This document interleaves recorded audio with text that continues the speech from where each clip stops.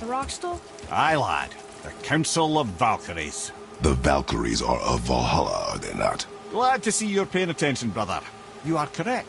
Valhalla, the great hall of the Einherjar, is their home within Asgard. But while there, they are subject to the scrutiny of the All-Father himself. And relations between the Valkyries and Odin were tense during my tenure as his advisor. Why? Well, that's an even longer story, lad. For now, why don't we look around for some clues?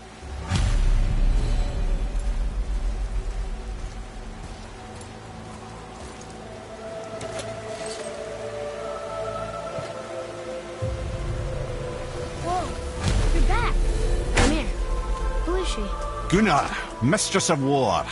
After any conflict, big or small, she would be first on the scene, sussing out the worthy spirits for a free trip to Valhalla. A gruesome task, but she took great pride in it. Any conflict? Impossible. It's true. She had help from her sisters, of course, but Gunnar was always first to arrive. Her judgment of the fallen was unparalleled, and an invaluable resource to Odin. She was one of his favourites.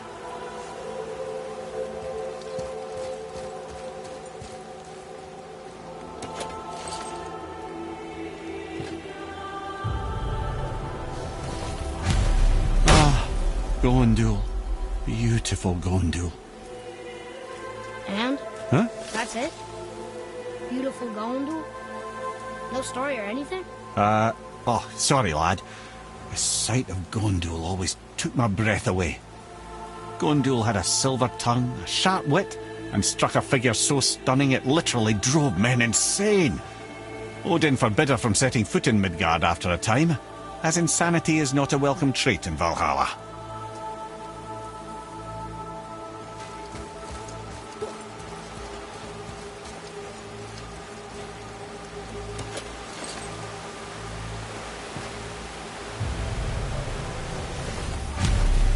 This is none other than Geirdriful, the Master of Arms in Valhalla, responsible for arming and training Odin's Einherjar.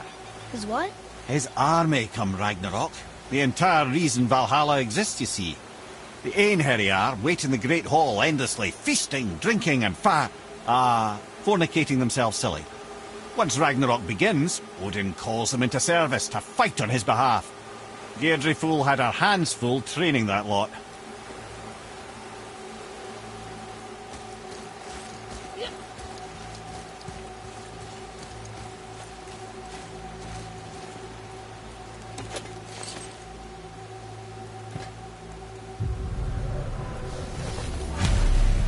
My friends, is Kara.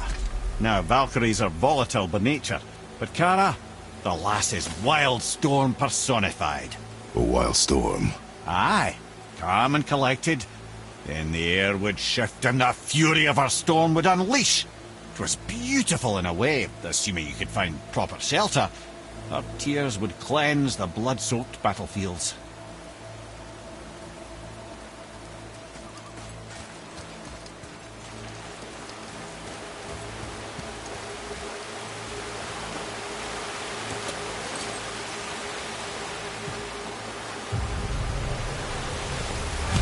This is Rota, a chooser of the slain.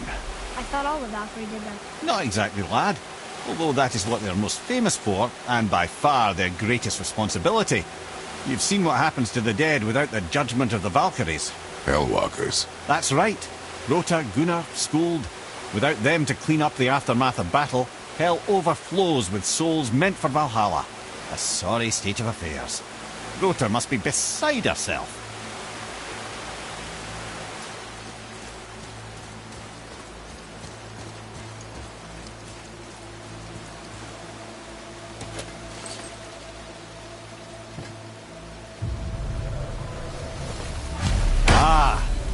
Here we have Eir, the healer.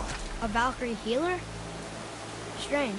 Eir was strange, as a matter of fact. Very quiet, very calm. Where her sisters were violent rapids, Eir was a gentle stream.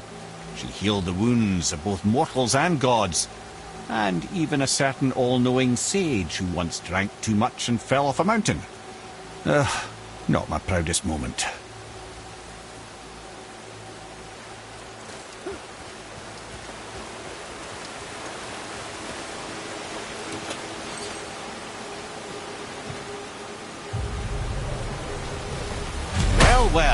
Hilda, mistress of battle. She and Odin got on quite well, actually. Her and the other Valkyries, not so much. She would spend most of her time here in Midgard observing discord between the living, and sewing some up herself from time to time. She lived for conflict. Some say she was conflict personified. I wonder what will become of her now that she's free.